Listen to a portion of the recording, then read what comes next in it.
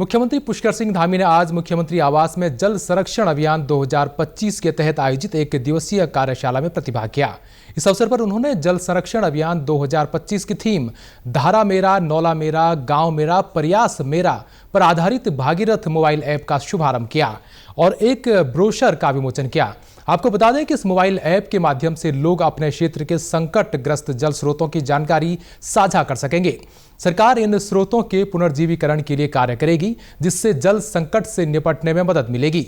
इस अवसर पर मुख्यमंत्री ने कहा कि राज्य में जल स्रोतों, नौलों, धारों और वर्षा आधारित नदियों का संरक्षण करने के लिए स्प्रिंग एंड रिवर रिजुएशन अथॉरिटी सारा का गठन किया गया है। उन्होंने बताया कि सारा ने पिछले वर्ष विभिन्न विभागों के साथ मिलकर प्रदेश के 6500 से अधिक जल स्रोतों के संरक्षण हेतु उपचार कार्य किया है और 3.12 मिलियन घन मीटर वर्षा का जल संचयन किया गया है। मुख्यमंत्री ने यह भी बताया कि सारा की मदद से नदियों के पुनर्जीवीकरण के प्रयास किए जा रहे हैं, जिसमें नयार, सौंग, उत्तरवाहिनी शिप्रा और गौड़ी नदियों के उपचार के लिए IIT और NIH के साथ विस्तृत परियोजना रिपोर्ट तैयार की जा रही है। वर्तमान में जलवायु परिवर्तन के कारण हमारे कई पारंपरिक रूप से जो स्रोत हमेशा 12 महीने लोगों को जल देने का काम, जीवन देने का काम होता था, जिनके माध्यम से उनके सामने आज गंभीर रूप से पर्यावरणीय संकट पैदा हो गया।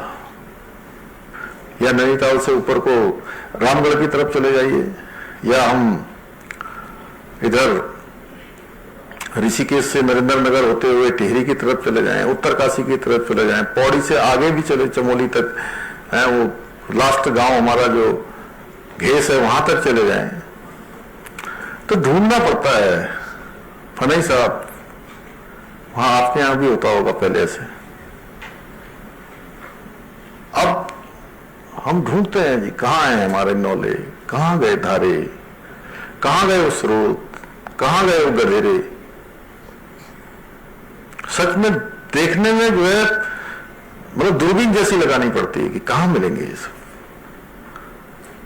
तब मन में होता है कि कितना समय बदल गया और इसके कारण से बहुत सारी चीजें प्रभावित हो गई।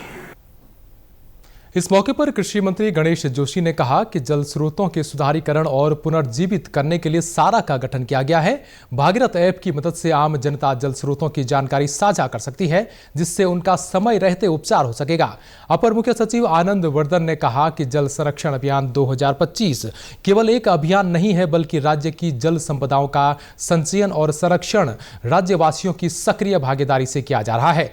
इसके साथ ही ग्राम पंचायतों की क्षमता विकास के लिए चरणवार कार्यशालाएं आयोजित की जाएंगी।